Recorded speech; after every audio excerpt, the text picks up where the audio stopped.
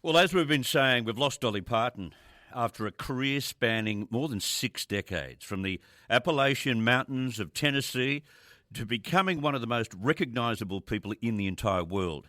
She was a songwriter, a performer, an actor, a philanthropist, a businesswoman, and her influence on country, roots and bluegrass music is perhaps her greatest legacy. And joining us now from Lexington, Kentucky, is Matt Wickstrom, a music journalist and host of Wick's Picks on Hound FM, a program which focuses heavily on Kentucky music. Matt, good evening to you. It must be a very sombre time in your part of the world right now. It certainly is, Chris. First off, thanks for having me. Wish it was under better circumstances, obviously.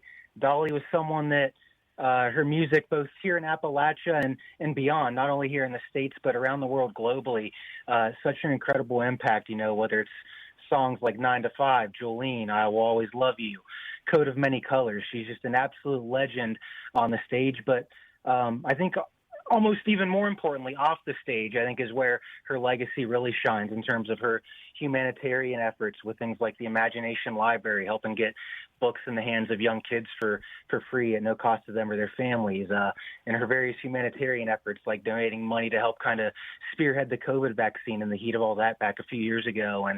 And just an incredible person, and someone, like you said, I think a minute ago, Chris, larger than life, and someone in these divided times that everyone seems to love. So with that in mind, just an astronomical loss that she's no longer with us here today. It's interesting that you raise her incredible philanthropy and the fact that she's given millions and millions of books to kids around the world to introduce them to reading. I remember interviewing her in 2017 and I tried to get her to talk about her music. She just wanted to talk about that program. Yeah, it's incredible, and I think just a testament to who she is as a person. She's obviously this global star, recognized pretty much anywhere you go around the globe, but at the same time, she never wants to put the attention on herself, even though it just always is. It's just naturally, the way things are wherever she goes. But I was actually reading a couple recent interviews from her earlier today, one kind of going back to 2021 or so, after she had donated some money for the COVID vaccine. And one quote that stood out was she said that I'm kind of addicted to the feeling of giving. And just kind of goes back to what you said there, is no matter, how recognizable of a figure she is, how well known her songs are and how beloved her music and everything about her is, she's none of that, not to say it's not important to her, but it's secondary to just the act of giving and helping other folks and raising them up. The lineup of musicians that you have spoken to over many years on your radio program is immense. What do they say about Dolly Parton, not the performer, Dolly Parton, the musician and the songwriter?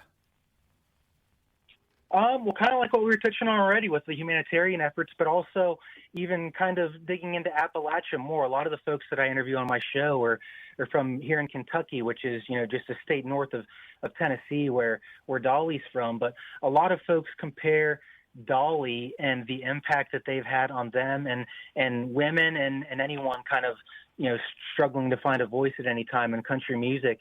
A lot of folks compare it to Loretta Lynn, a person who obviously came up around the same time, came up in Appalachia in eastern Kentucky in a deeply impoverished family, so very similar to Dolly, but grew up to be a trailblazing artist and someone that is still remembered and revered and heavy on the hearts of a lot of folks, even a few years after her passing, similar to what I'm sure is going to be the case for Dolly now as we move forward. And a fitting tribute from the president too, lowering flags at half-mast. Yes, absolutely. Like I said, Dolly is one of those figures that whether, you're on the left or the right or in the middle or wherever you are politically, everyone seemed to love Dolly. Yeah. She didn't seem to have an enemy in the world. And so, yeah, very, very fitting tribute by the president and not a surprise by any means with how much she's loved. Matt Wickstrom, thank you so much for staying up for us, and we appreciate that incredible tribute. Thank you very much for your time. Pleasure's all mine, Chris. Thank you for having me. Matt Wickstrom, who hosts Wick's Picks on Hound FM, a music journalist and a wonderful tribute to a wonderful individual.